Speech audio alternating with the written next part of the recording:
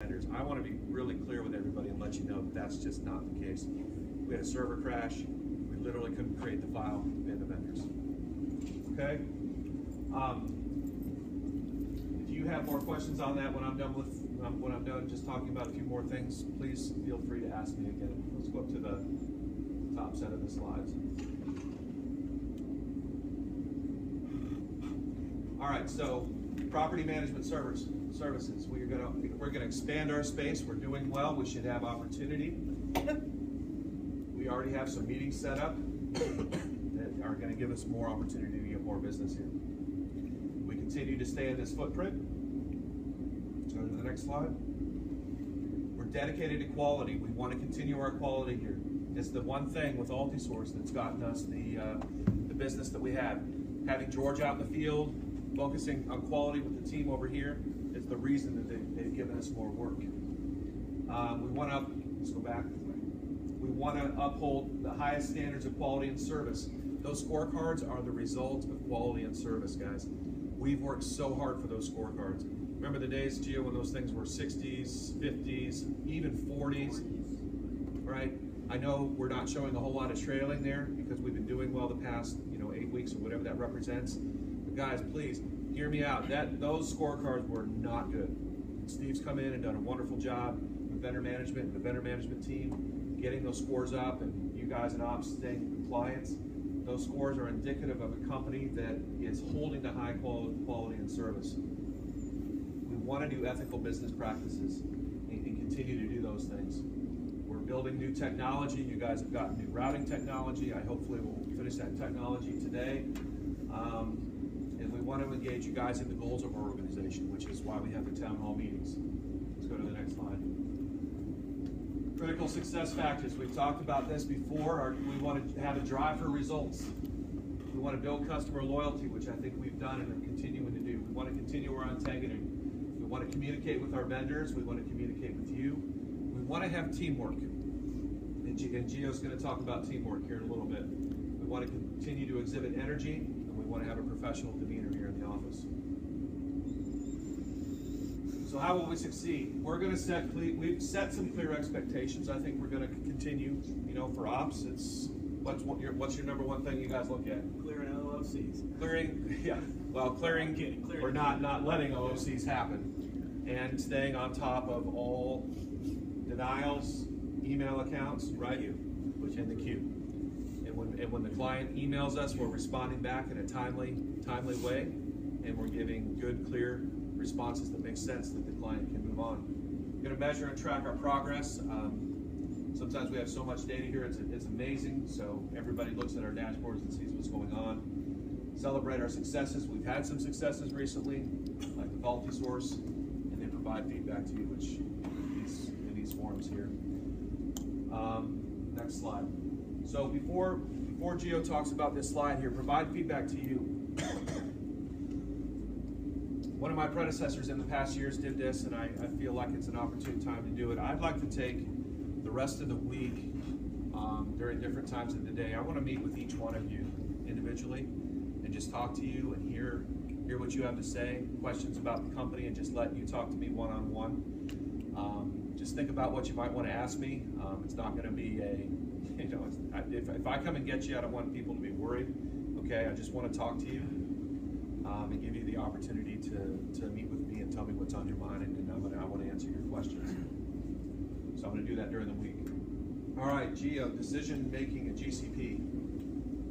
Yeah, so we're just going to do a quick detour here and talk about decision making and how we carry out decision making. Oftentimes, I think we're all faced with a question from somebody, typically from another department, and that is, what do we do about this, right? And the key for us in decision making is, what I want us all to leave with is, when we have a decision like that to be made, we need to not only be thoughtful about it, and what we say to them, but also we need to bring that question to our supervisors so that we can analyze it together and really get to the best result.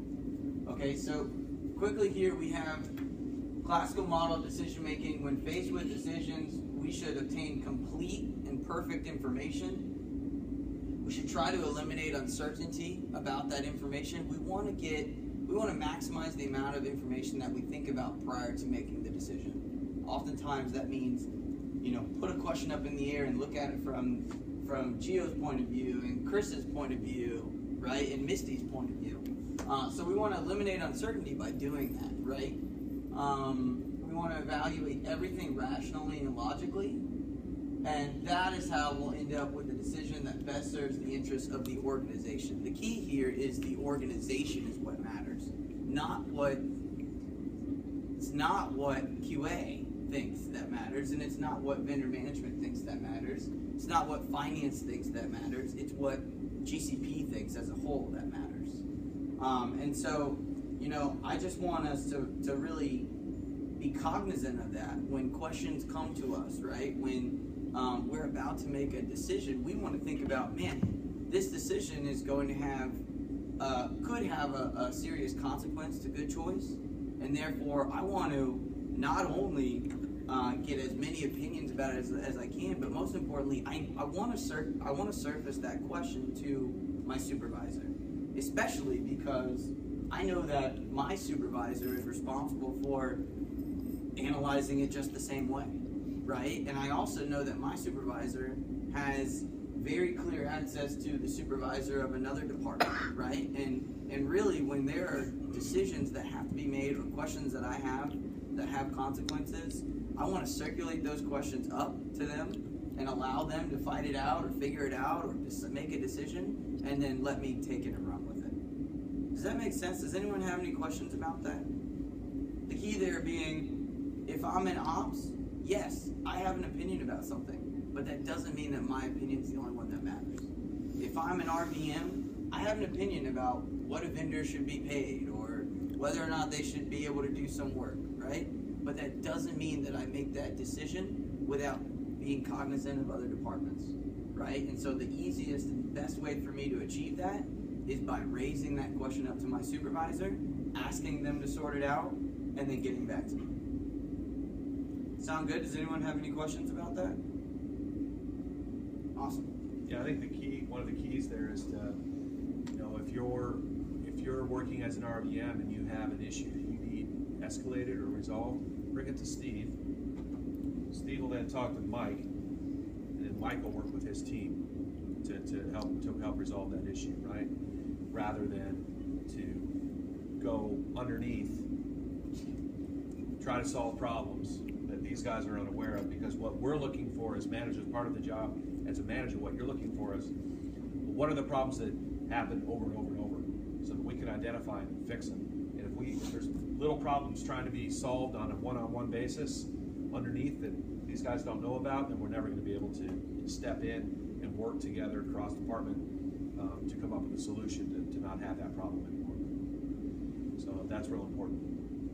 I have a question, Chris. Yes, Chris. Is there going to be like an escalation matrix? Let's say, problems that result in over $100 loss or problems that result in $5,000 loss is going to be escalated. We're going to be escalating everything through the chain. I think that's a good question. I think we could have something like that. You're talking specifically like on. Or does it, whatever, just like sort of result in a financial impact. Let's say, if it's time critical, a vendor has to do this, but it may result in a $3,000 loss if the client doesn't approve. At that point, then yes, should that be escalated upwards, and then we sort of delay the decision towards the vendor until ops reconvenes, or because obviously you guys are managers, you have other time-sensitive things that happen, and we don't want to escalate every little thing that goes up, because obviously you guys don't have the capacity for it. So maybe if there's a dollar threshold or some sort of escalation matrix that tells us as an organization, say, okay, this is when you escalate up. Right, I think that's a good question. So, if ops is working through an issue and they've got to maybe decide to pay the vendor $50 more to get it done, the question is, can they just make that decision, or do they have to escalate it up? And at what point do they have to escalate it up? I think we can come up with an answer on that. Because what we don't want to do is bog the process down for certain small things that, some things are what they are, and we're just going to have to deal with it and roll. So, but for now, just escalate up to start with Richard in ops, and then he can take it to Mike. RVM's going to Steve. party will go into that, and then I think we can address that. I'll work with Gio to come up with some sort of an escalation, similar to what we have for bid review, right? Because we don't want to stop everything. We want some things just to kind of go through the process. Sounds good. What else do we have up here? Welcome to some new vendors here that are coming on. Yeah, these are the new vendors that came to the Altisource conference on Saturday. We just wanted to get them on the board so we're all familiar with them. If we see them or if they call in, we're going to help them out where possible. We have vendors in Hillsborough County. We have vendors in Sarasota and Manatee, in Marion County, which is Ocala, and many more up there as well. So we just wanted to get those names up there so we're familiar. As we get new assets in, these guys are going to be doing the work for us, which is fantastic and very exciting. So we hope that these vendors can lead us to success. All right, so we talked about the scorecard, we talked about the LPS scorecard, and happy birthday. So, Misty, it's your birthday this month. Happy birthday. And Denise is out today, but I understand that today actually is her birthday. And George is out in the field just slaving away under the hot sun, and it's his birthday. So I don't know what Denise got called away on, but we do have birthday cake that she It's out there. She brought in. I don't know who's going to slice it up, but I think Chris, you should. me? Yeah. I'll slice it up. I'll slice up the cake, but we'll do the birthday now and just celebrate that. And are there any questions that you guys have? I don't want anybody to feel like you can't ask a question. Obviously, we don't want to. Yes, sir. Does this cake sort of? Yes. For now. Yes, Bishop. When's the Altisource scorecard? The Altisource scorecard. Mm-hmm. So the funny thing about Altisource is they send us a scorecard every once in a while. Oh. Now on your screen, in VMS you've got the score on the upper right hand side, right?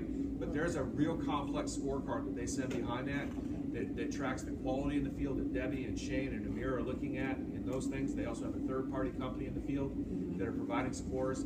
They track on. We have to let them know, we got to do this, how we're paying our vendors and when we're paying our vendors so that we're in compliance. And that all wraps up into this complex scorecard. And Altisource has admittedly told us that they have a little trouble sometimes gathering all that data to give to us. So it's not as much of a regular basis as LPS and MCS. Our goal with them, and we hear this from, what are their names again?